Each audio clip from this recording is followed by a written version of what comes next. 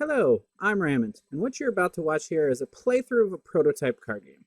Now, this is the first draft that I've put together just to suss out the core mechanics. And in this playthrough, I actually stop halfway through because I realize that the balance is completely broken.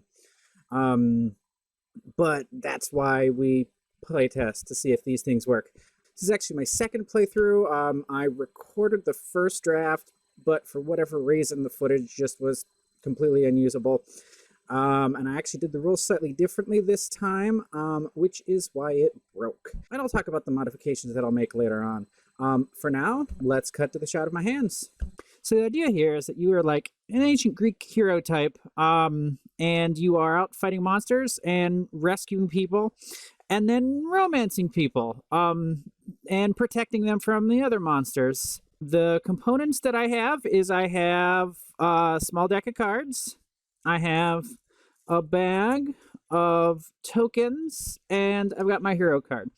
If I do kind of refine this at all, these will have player powers on them. I figured there'd be four different players, four different heroes, and yeah, we'll just play through here, see what happens. The way this game works is so this is going to be my hand, and these are kind of the common cards. So in a normal game, you'd usually have multiple players. I'm thinking it's probably going to be 1 to 4.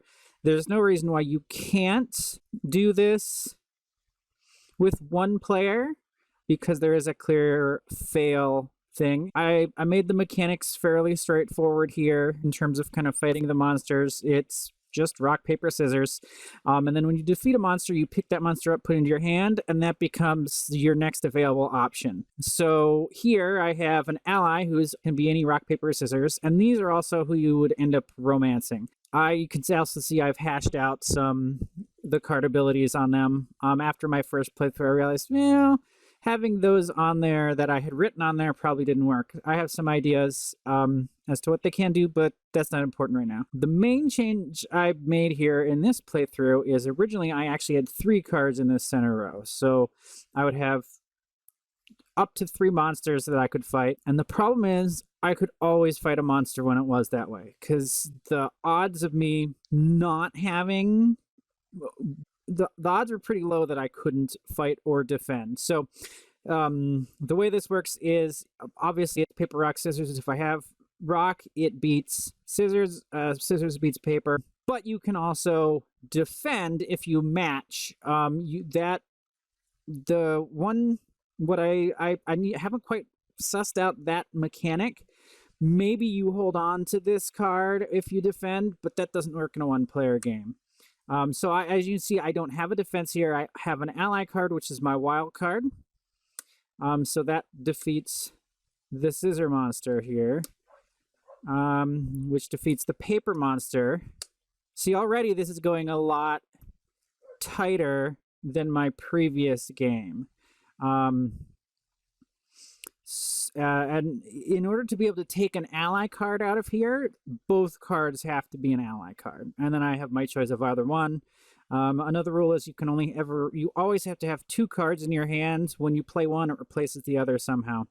So here, both of my cards lose to the scissors. So I play one of the 2 paper cards in my hand. That it's defeated by the scissor card. I take a wound. And now, since I've discarded a card, and I didn't beat this card, so now I have to draw a card. Now I can defend. Okay.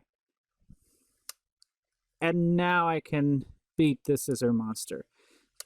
So one of the thoughts that I had as I was playing through this before, okay, good, was being able to draw blindly. It could be anything, but that seems to be good in the one-player game because the odds are fairly high that I'll draw something that will either beat or match the monster I'm losing to. Now I'm at the point where I can take one of these allies. I then discard a card and replace the card there. I can defeat the rock monster. I can defeat the scissor monster.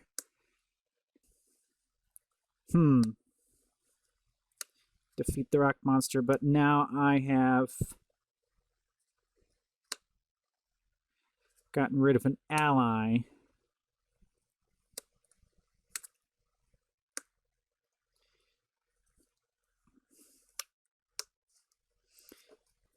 Now that I've gone through the whole deck, I just shuffle up to start over. And what I'm looking for now that I have, since I have an ally in my hand, what I want is for there to be 2 allies out.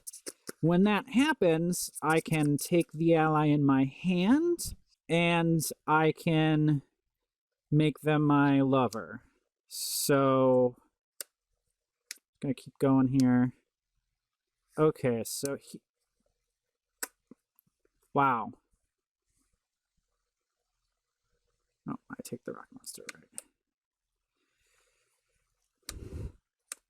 So the dynamic here, since I only have 2 cards in the center row, and this is probably where it comes down to card abilities, is at some point I end up with, okay, at this point I probably have lost. I don't know what the number of wounds is. It kind of depends on how often you get hit, which is why I'm playing through here. See, so now I'm playing my ally again. So what keeps happening here is that, so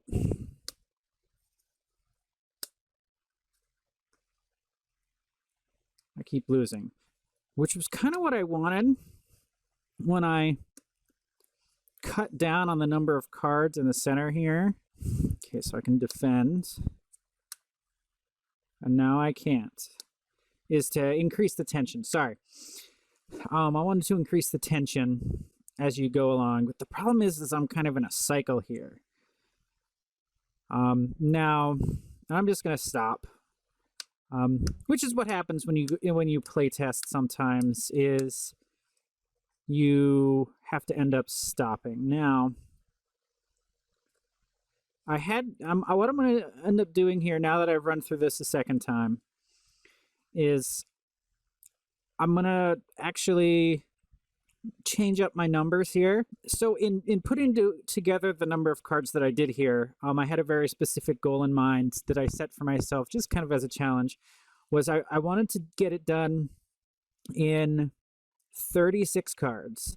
I can see I really only have 17 because I was figuring on having a second hero in this set. So the reason that I was looking at 36 cards was because I wanted to limit my card pool as a design challenge to see just what I came up with when I only had 36 cards to play with. And what I ended up having, so what you see here plus a hero, I would have doubled this.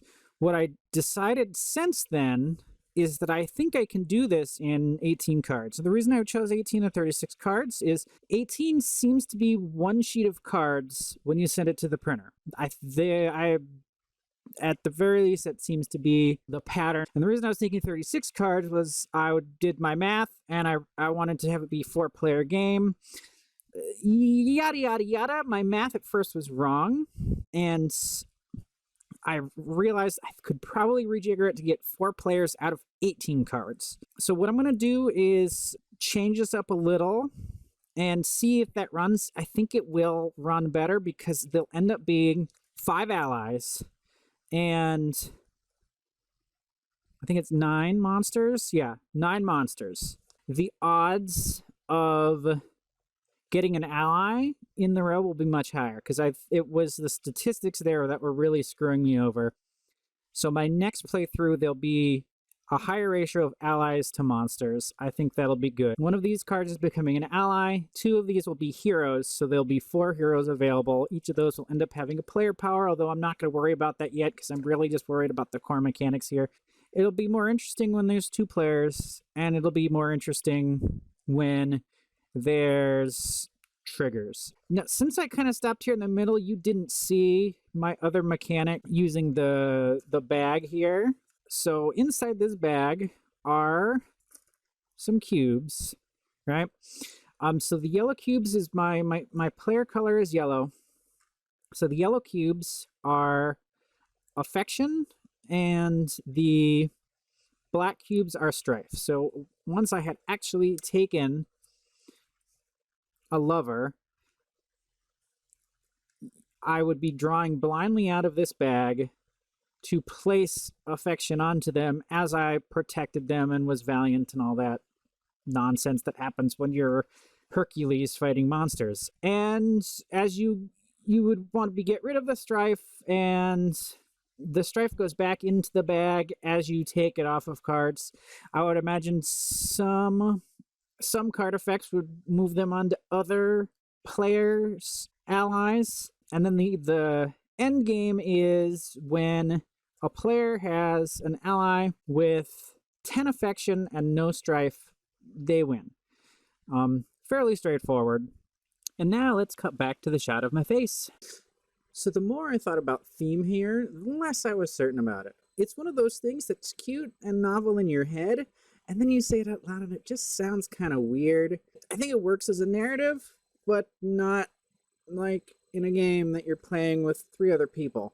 And plus, the more I thought about it, the more that didn't make sense. If you have 4 players, you have 4 heroes, all either seeking romance in the middle of a monster attack or coincidentally finding it. I could write a story to justify that, but how many players actually read that fluff for it to actually make any sense? So I think maybe I have a game here and not a theme. The mechanics seem to be working fine. So I thought maybe instead you were a party of like first-year wizard students trying to tame their first familiars to pass the first year of wizard school or something like that. Then you have cute little animals instead of allies, and you still have monsters, and you have some interesting characters coming out of that where you have different classes of wizard, right? Just, think a D&D class, whatever. Maybe the other theme works, though. You tell me. Comment if you think that theme works or not. Would you play a game with this theme? Anyway, thanks for watching. If you have any other thoughts, questions, ideas, whatever, post them in the comments to this video. Enjoy the rest of your day.